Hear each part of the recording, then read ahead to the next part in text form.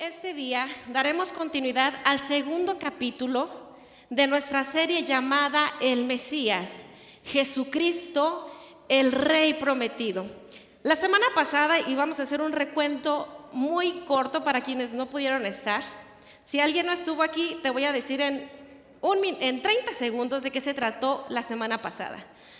La semana pasada vimos y escuchamos la profecía más importante que vino a cambiar la historia, que vino a cambiar el rumbo de la humanidad. La profecía más importante que vino a sacudir, a estremecer, pero trajo la esperanza más gloriosa y más grandiosa para el hombre. Y en el libro de Isaías, que fue donde inició esta profecía, en el capítulo 7, versículo 14, el Señor le hizo conocer a Judá que vendría un Salvador y que este Salvador nacería a través de una virgen y que su nombre sería Emmanuel. Y Emmanuel quiere decir Dios con nosotros. Y la semana pasada pudimos repetir, recordar, atesorar en el corazón que Dios está con nosotros, que Dios está contigo. A pesar del tiempo que estemos viviendo, el Señor sigue estando con nosotros. Y hoy quiero retomar esa parte de Emmanuel, porque en el libro de Isaías está lleno de profecía, de la profecía de lo que sería el Salvador, del nacimiento del Salvador de este mundo. Pero está lleno este libro no solamente del anuncio, de la noticia, sino de cada una de las características, de cada uno de los atributos que tendría este Mesías, que es Jesucristo. Y hoy quiero invitarte a que vayamos rápidamente al capítulo 9 del versículo de Isaías. En esta profecía, esta visión que tiene Isaías, el Señor le muestra cada uno de los atributos y cómo sería este Salvador.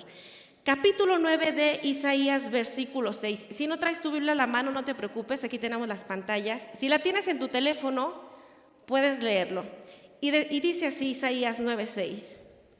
Porque un niño nos es nacido, hijo nos es dado, y el principado sobre su hombro. Y se llamará su nombre Admirable, Consejero, Dios fuerte, Padre eterno, Príncipe de paz. Versículo 7, me encanta esta parte que dice: lo dilatado de su imperio y la paz no tendrán límite, es decir, no tendrán fin. Sobre el trono de David no tendrá fin, y sobre su reino. ¿Saben por qué? Porque esta parte dice que lo ha dispuesto y confirmado el Señor desde ahora y para siempre. Dice: lo dilatado de su imperio y la paz no tendrán límite sobre el trono de David y sobre su reino, disponiéndolo y confirmándolo en juicio y en justicia desde ahora y para siempre. Hoy conoceremos el reino del Mesías, el gobierno del Mesías, en qué consiste. Pero antes de esto quiero hablarte de un contexto, del contexto en el que se da esta profecía. Conocimos la semana anterior que el pueblo de Israel estaba enfrentando uno de los tiempos más difíciles, una de las épocas de mayor desesperación, de mayor dolor, de mayor pérdida. Pero a través de todo esto vino esta profecía. Y quiero entrar en contexto, entrando en historia. Esta profecía del niño que sería nacido fue dada específicamente a Israel por el reino de Judá.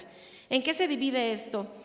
Recordamos que Abraham es el padre de las naciones. El Señor le prometió que su descendencia sería como las estrellas, ¿verdad? Que sería tan grande y tan inmensa. Abraham tuvo un hijo que se llamó Isaac, ¿verdad? Isaac fue el padre de Jacob. Y Jacob tuvo a su vez 12 hijos. 12 hijos de los que marcan, son los 12 hijos que marcan las 12 tribus que conforman Israel. Israel se dividió en 2 reinos, 10 tribus se agruparon en lo que fue Israel del norte y 2 tribus se agruparon en Israel del sur. Entre las 10 tribus de las que hablamos se encuentra la de Rubén, Isaacar, Zabulón, Neftalí. Y en el reino del sur únicamente quedaron 2 que eran Judá y Benjamín. Pero entrando en contexto de esta historia, vimos que esta tierra de Israel estaba siendo amenazada por el imperio asirio. El imperio asirio se caracterizaba por ser un ejército muy sanguinario.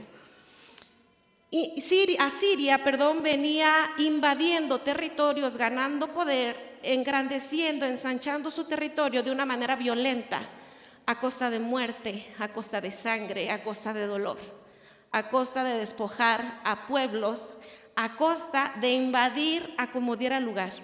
Vino la amenaza de Asiria sobre el pueblo de Israel y empezó a atacar. Y entonces la palabra de Dios describe en el libro de Isaías que durante este tiempo, en este conflicto político-militar que se estaba viviendo, quien estaba siendo afectado era la gente. Y la palabra de Dios lo describe como un tiempo de obscuridad.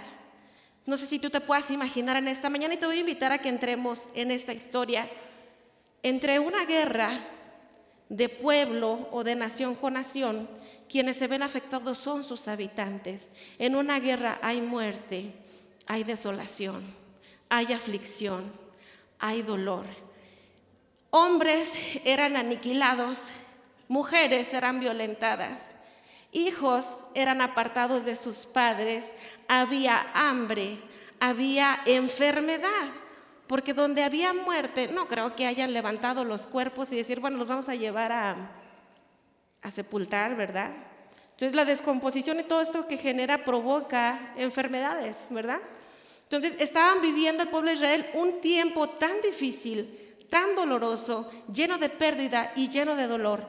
Y venían invadiendo el imperio asirio, avanzando paso con paso, arrasando con pueblos, destruyendo. Y la palabra de Dios dice que el pueblo de Israel fue diezmado de gran manera, que sobrevivió únicamente Judá, el reino del sur. Y quiero entrar en contexto y ahora leemos desde el versículo 1 de qué se trata este capítulo. Dice el versículo 1 del capítulo 9 de Isaías, y estamos hablando de que había un tiempo de oscuridad, un tiempo de dolor, un tiempo de angustia. Dice versículo 1, sin embargo, ese tiempo de oscuridad y de desesperación no durará para siempre. La tierra de Zabulón y de Neftalí será humillada. Y aquí quiero explicarte por qué la tierra de Zabulón y Neftalí hace alusión aquí. Porque estos fueron los dos pueblos que sufrieron la mayor afectación durante esta batalla, durante esta guerra, durante esta invasión. Fueron los pueblos más violentados, los pueblos que tuvieron mayor sufrimiento en el reino de Israel. Y dice, pero habrá un tiempo en el que en el futuro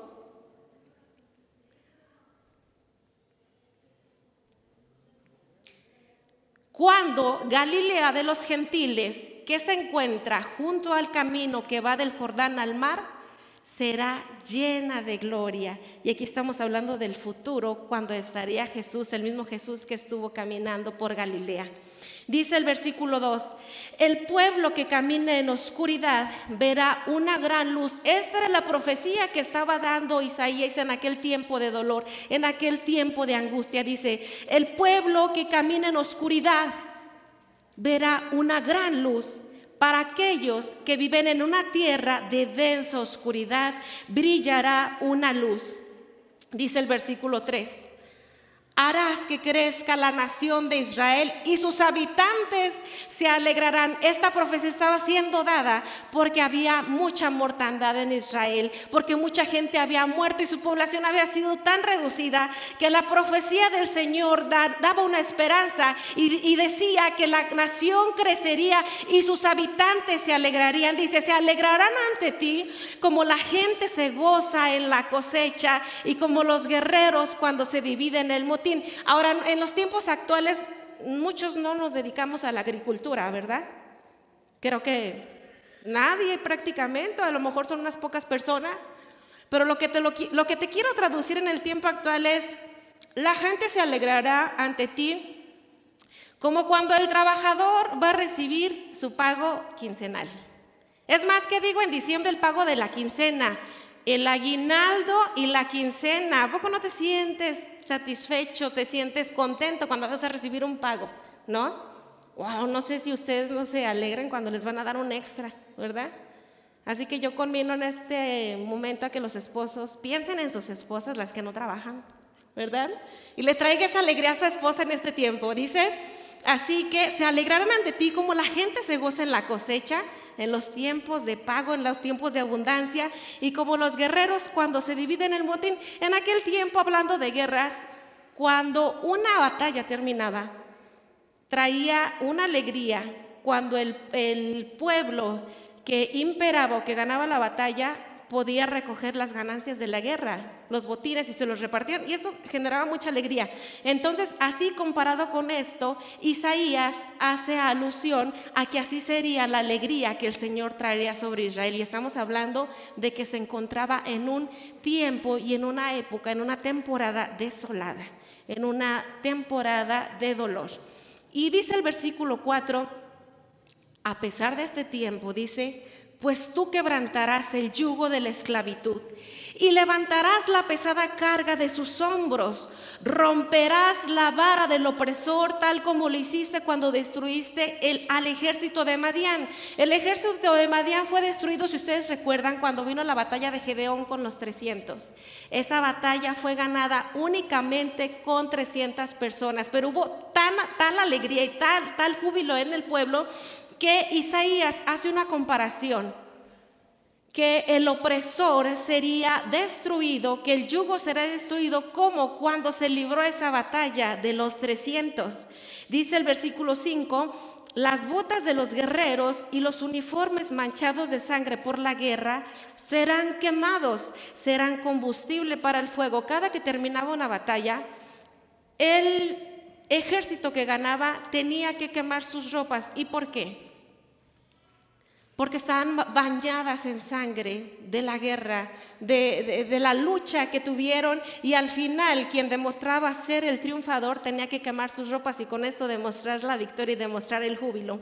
Pero ahora quiero explicarte que toda esta profecía viene porque tiene un porqué. ¿Por qué vendría tal gozo a la nación que se encontraba en dolor, a la nación que se encontraba en quebranto, que se encontraba en un ambiente de muerte? ¿Por qué vendría esta alegría tan grande? Dice en el verso 6, porque un niño nos es nacido, un hijo nos es dado. Cuando viniera este niño, cuando viniera este hijo que nos sería dado, entonces la alegría de Israel sería comparada como con los versículos que te comenté con antelación. Así el profeta describe que sería gran gozo. Y ahora entramos aquí, ahora sí, en materia. ¿Por qué un niño nos es nacido? ¿Por qué lo comparan con un niño? ¿Y por qué dice Isaías que sería un niño el que nacería? Era necesario que Jesús, el Mesías, viniera en forma totalmente de hombre. ¿Y por qué tendría que nacer como hombre, nacer de un cuerpo humano, tomar el cuerpo, la carne, una composición humana totalmente? Porque si no hubiera pasado esto, entonces no tendríamos quien nos representara a la humanidad ante el Padre. Era necesario que ese niño naciera totalmente humano, 100% humano. El Mesías que promete, que profetiza Isaías, es un niño 100% humano, es un niño que conocería las necesidades humanas, porque si no conociera las necesidades que tenemos como humanos, Dios en su infinita sabiduría conoce todas las cosas y sabe todo, pero era necesario que tuviéramos alguien como nosotros y se hizo semejante, se hizo igual a nosotros. Dice, porque un niño nos es nacido, hijo nos es dado. Y en esta mañana yo te puedo preguntar, ¿por qué diría hijo nos es dado? ¿Hijo de quién? Estamos aquí haciendo referencia en Isaías, dice, hijo nos es dado. Aquí hace alusión a que vio que el hijo que nos sería dado sería el hijo del Dios mismo, 100% Dios. A pesar de que el niño nacería 100% humano, también sería Dios y sería el hijo de Dios. Y entonces, derivado de esto, nos vamos a Juan 3:16. Y en Juan 3:16 dice, porque de tal manera amó Dios al mundo que dio a su único hijo. Otra versión dice como esta, pues Dios amó tanto al mundo que dio a su único hijo para que todo aquel que en él crea no se pierda, mas tenga vida eterna. Entonces aquí ya nos queda claro que un hijo nos sería dado y sería el regalo más importante, el regalo más valioso que la humanidad recibiría y sería el Hijo de Dios. Dice, y el principado sobre su hombro. ¿A qué se refiere el principado sobre su hombro? Se refiere a que el imperio, a que el reinado sería depositado en él. Él sería, a pesar de ser un niño que sería hijo de Dios, la potestad le había sido dada y sería depositada sobre él. Él sería el rey de reyes, el rey de la humanidad. Dice, porque un niño nos es nacido, hijo nos es dado y el principado sobre su hombro. Y se llamará su nombre. Y aquí me encanta entrar en esto, porque dice las características, y entonces vamos a conocerlas, las características del Mesías prometido. Dice, y se llamará su nombre admirable. ¿Qué es algo admirable? Es algo que no tiene comparación con otro. Admirable es alguien extraordinario, alguien que no es ordinario. Admirable es alguien que es admirado por lo que hace, por quién es. Y estamos hablando de Jesús. Jesús, cuando vino a la tierra, fue admirado por los milagros que hacía. Porque hizo al paralítico caminar. Porque hizo al ciego ver. Porque hizo al cojo andar. Porque convirtió el agua en vino. Porque hizo muchísimos milagros, pero sobre todo, una de las cosas que impactaba y que era de admirarse era la forma de enseñar.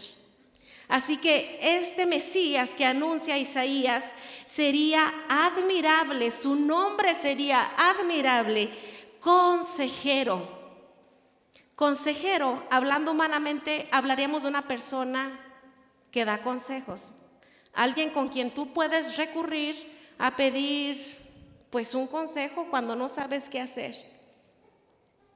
Dios promete a la humanidad traer un consejero, pero no era un simple consejero. En Dios está depositada, en Jesús, en este niño estaría depositada toda la sabiduría de Jehová. Toda la sabiduría, los tesoros del conocimiento. Y dice que su nombre sería consejero. Una persona que aconseja es una persona que acompaña.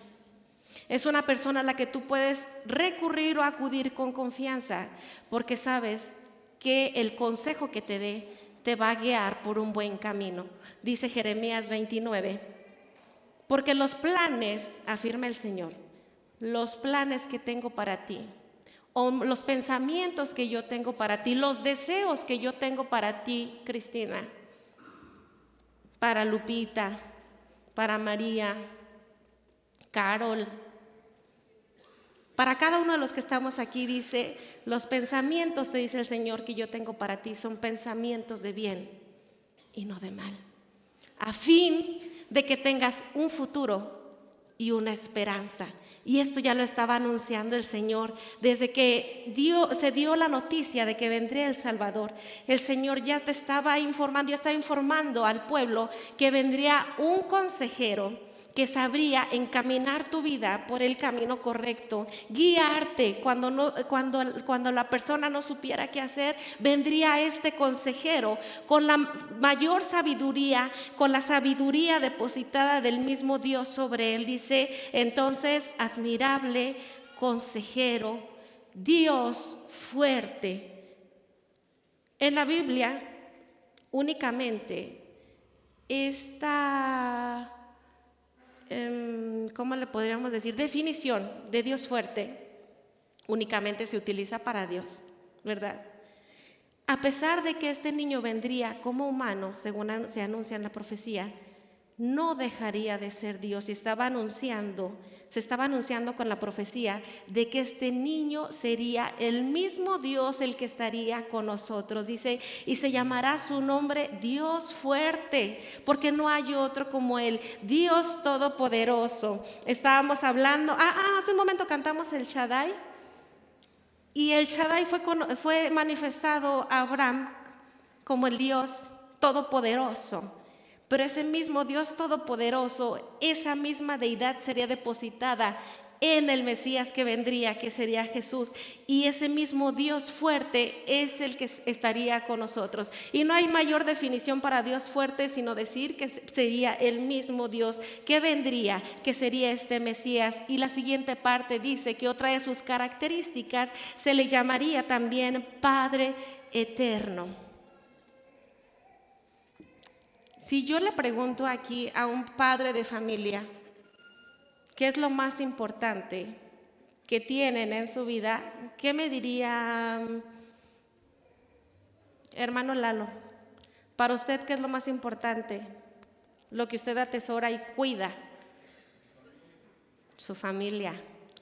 Y el Mesías que anuncia a Isaías dice que vendría a ser el Padre Eterno, el que tiene cuidado de la humanidad.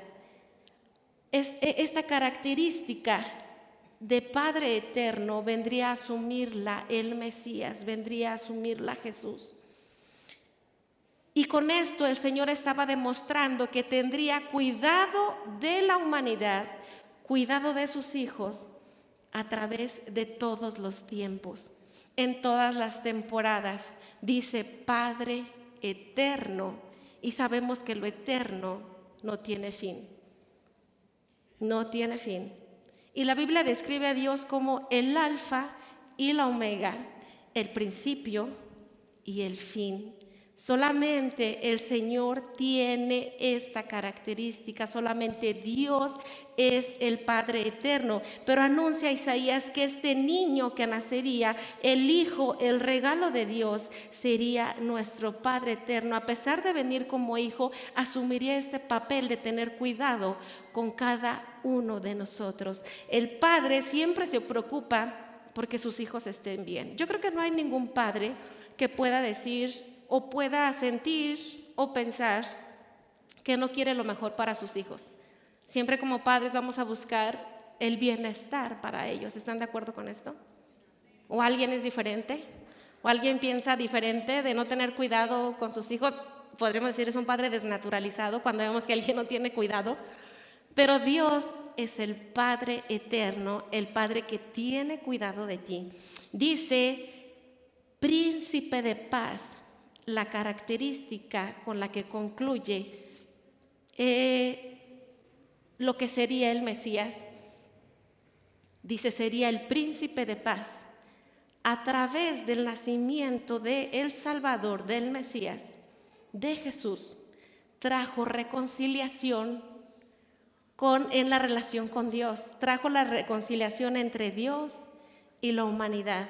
Y por eso dice y anuncia Isaías que este Mesías que vendría de parte de Dios sería el príncipe de paz, porque no hay más quien pueda reconciliar, no hubo quien pudiera reconciliar lo que estaba en el cielo con lo de la tierra, sino solamente Jesús.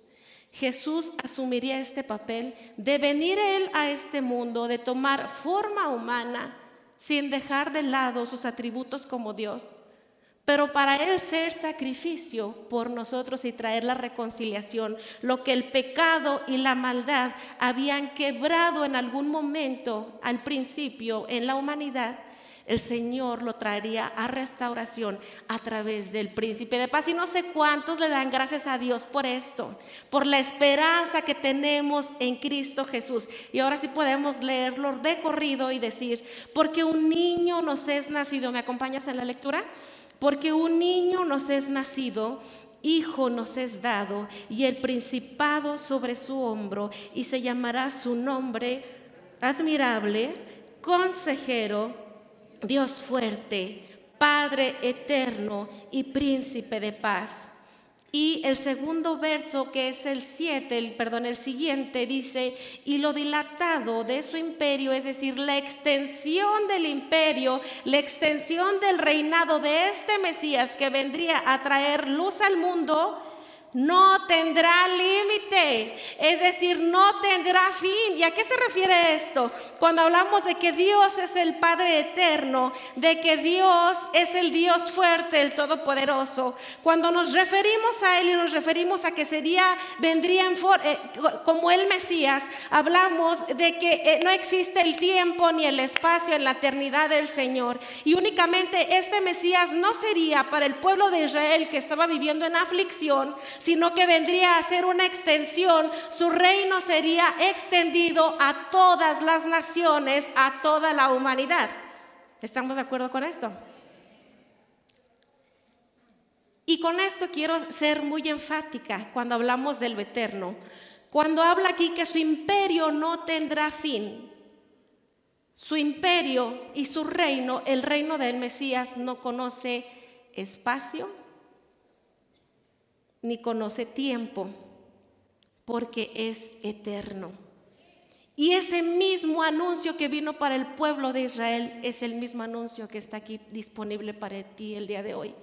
Ese reino que vino a traer sobre Israel, sobre aquella tierra que estaba en oscuridad, es ese mismo reino que el Mesías, que Jesús viene a ofrecerte el día de hoy. No hay como el cuidado del Señor. No hay nada que se compare a la paz que este Mesías pudo haber traído, que Jesús el Salvador pudo haber traído. En el mundo, dice en una escritura, hallaréis aflicciones, pero confía, dice el Señor, no temas, porque yo he vencido.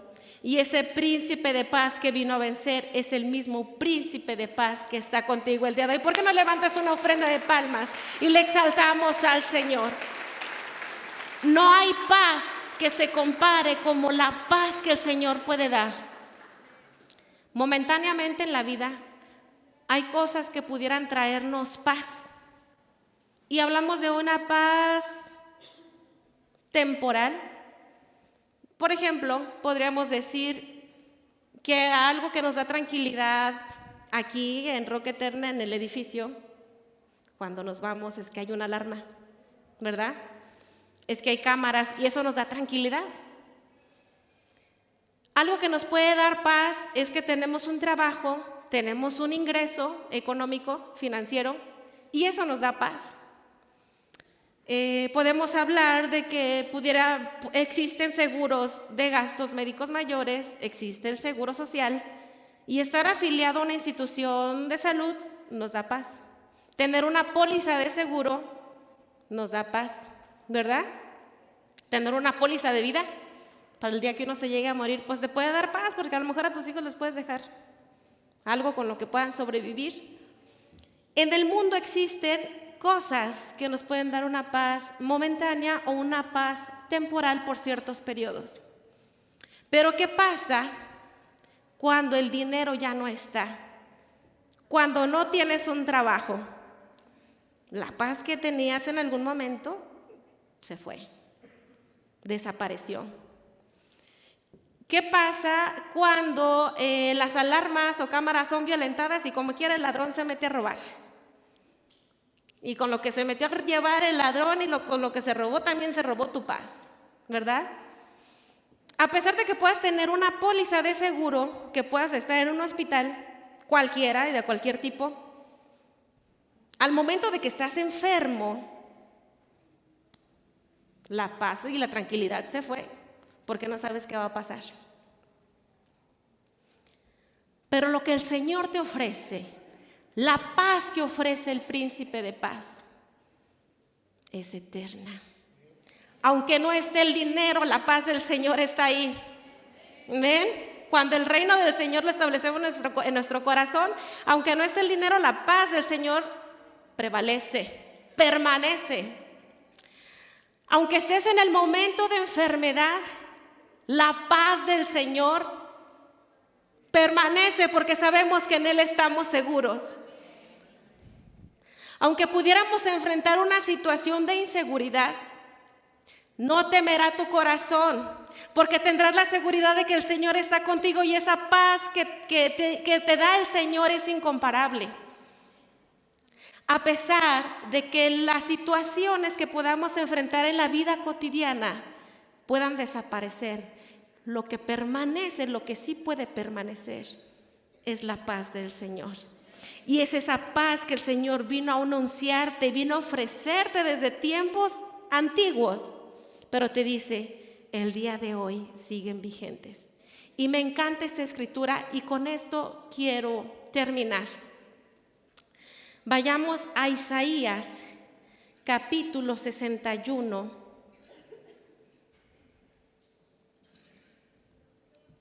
verso 1. Cuando el Señor anunció que el Mesías traería luz en el momento de oscuridad, no se estaba refiriendo a Israel, se estaba refiriendo a toda la humanidad.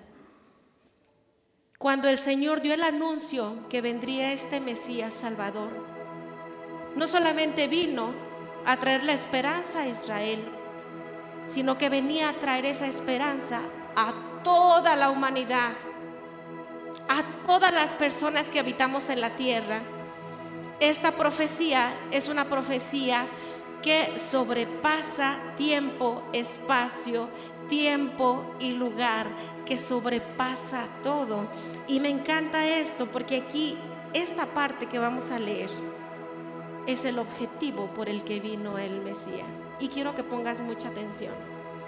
Dice Isaías 61: el Espíritu de Jehová el Señor está sobre mí, porque me ungió Jehová, me ha enviado a predicar nuevas buenas a los abatidos, a vendar a los quebrantados de corazón, a publicar libertad a los cautivos y a los presos apertura de cárcel, a proclamar el año de la buena voluntad de Jehová.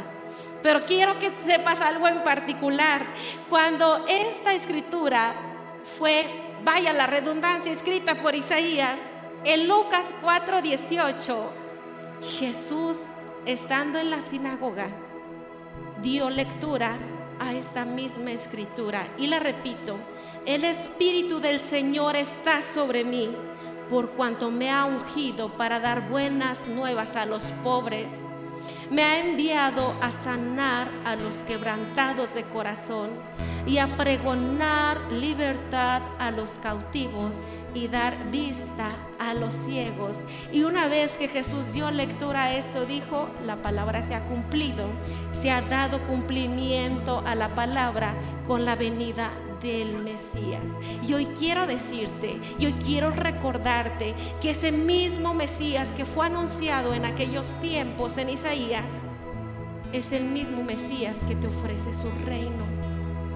El reino del Mesías es para el quebrantado, para el afligido, para el oprimido, para el enfermo, para aquel que vive en oscuridad, para aquel que vive en temor, para el que vive en dolor, para el que vive en angustia, para el que vive en depresión, para el que vive en ansiedad, Para el que aún vive en pobreza, el Señor vino para ti y este día te ofrece su reino.